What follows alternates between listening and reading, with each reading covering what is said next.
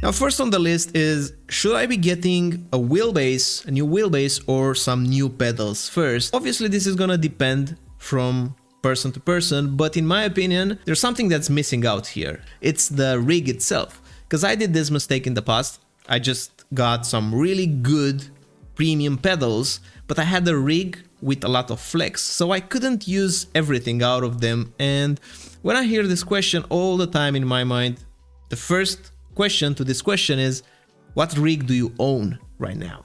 Because if you don't have a good and sturdy rig, your upgrade won't make as much sense in terms of performance. Sure, you will feel better, equipment is always nice, and the equipment will help, but in my opinion, the order of upgrade should always be a good sturdy rig, then the pedals, then the wheelbase. You can go for the wheelbase first if you just want to have more fun. The pedals gonna give you a competitive edge if you have a good enough rig to install them. Next on the list, why am I so inconsistent lap to lap? And the reason is most of the cases, 99% of the cases, is because of your references. You don't have good enough references, you don't have pixel perfect references, and you don't have enough references. Trust me, if you have a reference for braking, if you have a reference for turning, if you have a reference for pressing the throttle, if you have these 3 points, then you will be super consistent. You can't be inconsistent if you have these 3 references. And sometimes you need even more, because let's say your braking reference is on your left side, and then in an actual race you will have a car that's blocking that reference. Or if it's on the tarmac itself, you have a car in front, you don't know exactly where to brake, so obviously you won't be as consistent. So in some cases you need more references than 3. You might need 6 references, 2 references for each, phase. So if you find yourself that you can't put 2 laps close in terms of lap times, one after each other, check out your references and make sure you're having these 3 points. Because once you do it, things are gonna become a lot simpler. Next on the list is, should I be getting a coaching session? And this is a good question, because obviously coaching sessions are helpful. Doesn't matter if it's sim racing, if it's any area of life. When you go to a coach, you're basically trying to speedrun your process. So you're trying to get to the results quicker and in a more efficient way. But it comes with a cost, right? So when someone is asking me if they should be getting a coaching session, the first thing I ask is, what's your current skill level? Like in terms of rating, or what are your struggles right now? Because if you're a complete beginner, or even if you're an intermediate driver that still has more room to grow by yourself, it's a lot smarter to just study, and then when you get to a real plateau, then get into a coaching session. You see, because you can find a lot of free resources online, you can find courses, I have one as well, you can find books, and you can learn by yourself. The reason why learning by yourself is better is because when you're getting a coaching session, after you already went through the process of educating yourself, you already have a baseline much higher and you can understand the coach a lot better. And then you're gonna be able to extract more out of the coaching session. So my best advice, get to a real plateau. Try as hard as you can up until you find that no matter how hard you try, you still can't improve, and then get a coaching session. Of course, if the budget is not an issue, you can get it from day one. But if you want like a budget-friendly solution, this is, in my opinion, the way to go. Next, we have a question about iRating.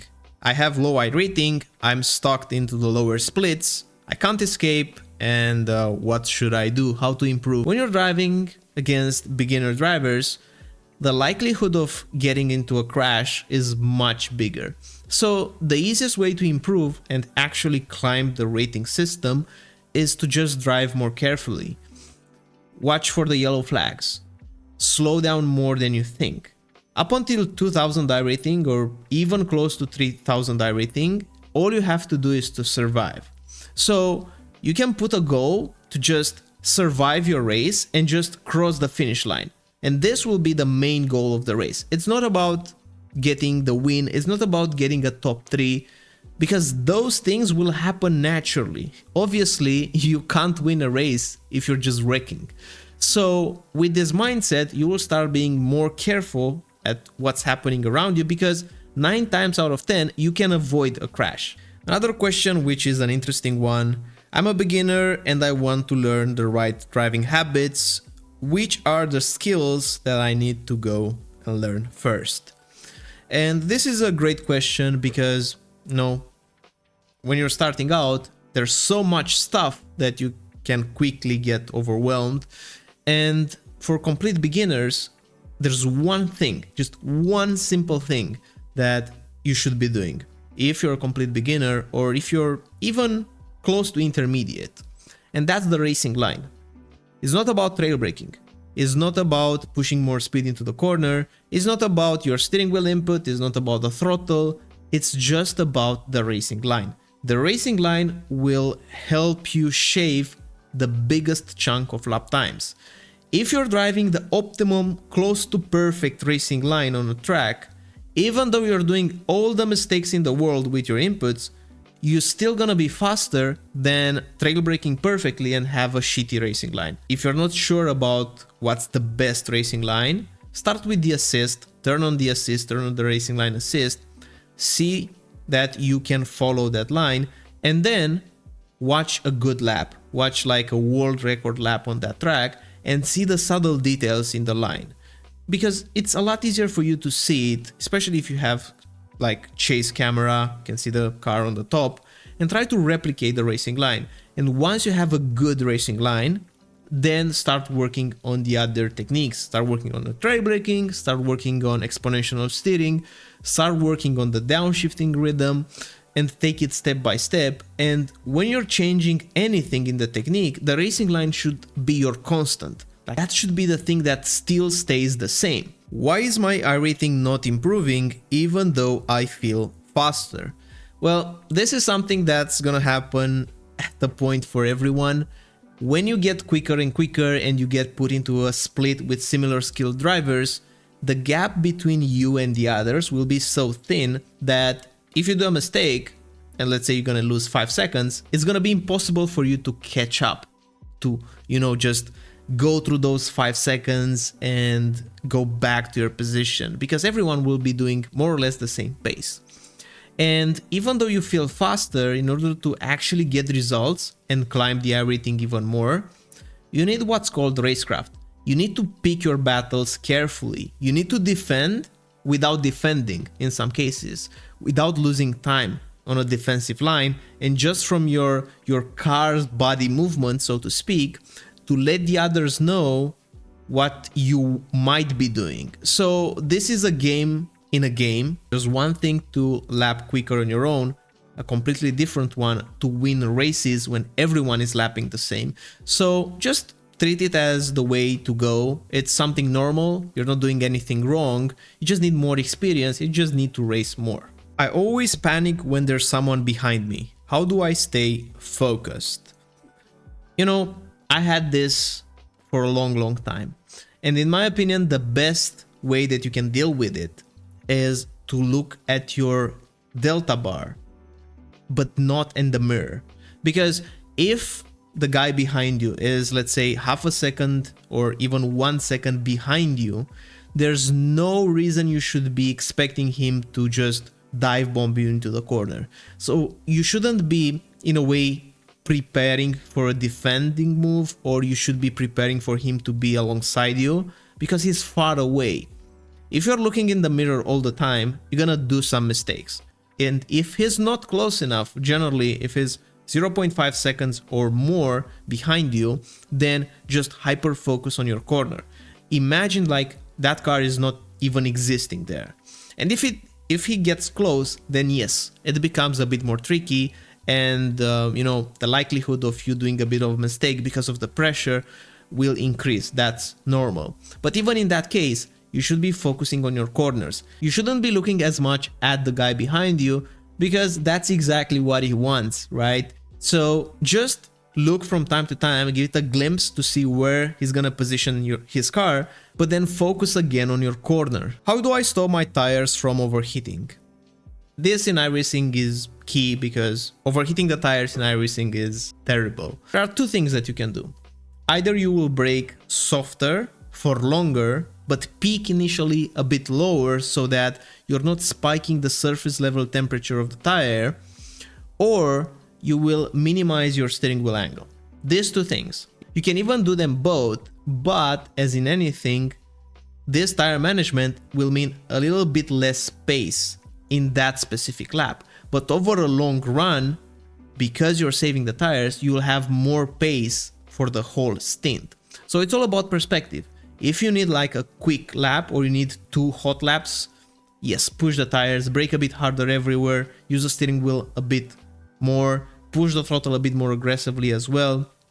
But if you're looking at a race with more than 10 laps, that's not the smartest thing to do. So you still have to manage tires. You'll have to keep your tires alive because you're probably gonna need them later in the race. Do I really need triple screens or VR to be fast? Well, it's gonna help you for sure. Like triple screens, you're gonna be faster because it's a bit hard to explain. You're not gonna be faster over one lap, but over a whole race, you'll be a little faster because when you're going into side-by-side action and you're noticing the others exactly where they position the car, you will have a slight advantage and therefore you will corner quicker in those battles. Or you might see him that he's backing off because you just have triples and you have like a huge FOV, a huge perspective, and then take a better racing line. So because we're racing against other people, triple screens are generally quicker. If you're just hot lapping on your own, single screen, triple screen or VR will be the same thing. In VR, it's almost the same thing as in, you know, as on a single screen. You can see a lot more, but you still have to turn your head.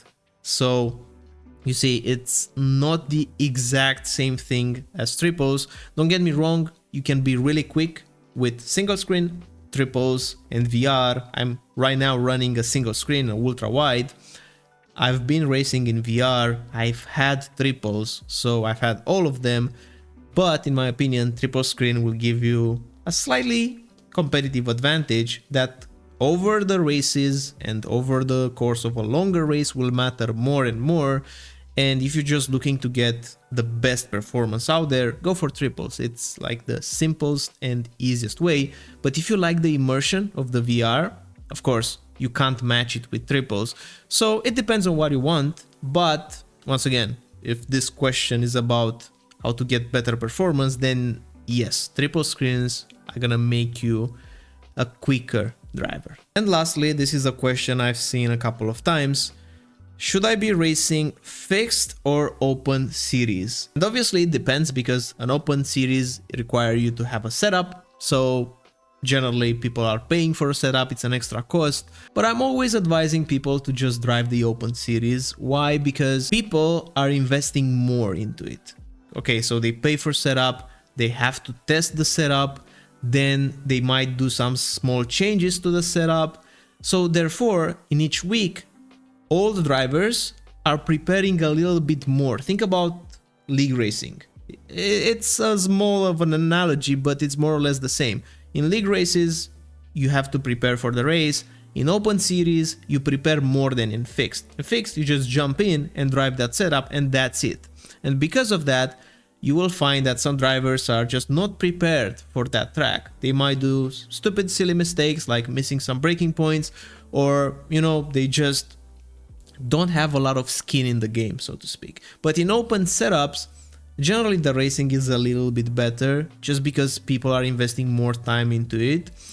And also, depends on the person, but if you like a car that's tailored to you, or at least you can do some changes to make it suitable for you, then it makes sense to run the open series. So in my opinion, if you have to choose and you don't know if it's gonna be fixed or open, try the open series. I think it's a lot better. And this was the video for today. Hope you like it, hope you enjoy it. If you want to support me, just go ahead and hit that like button and the subscribe button. It's gonna help me a lot. I'm gonna see you in the next one. Bye bye.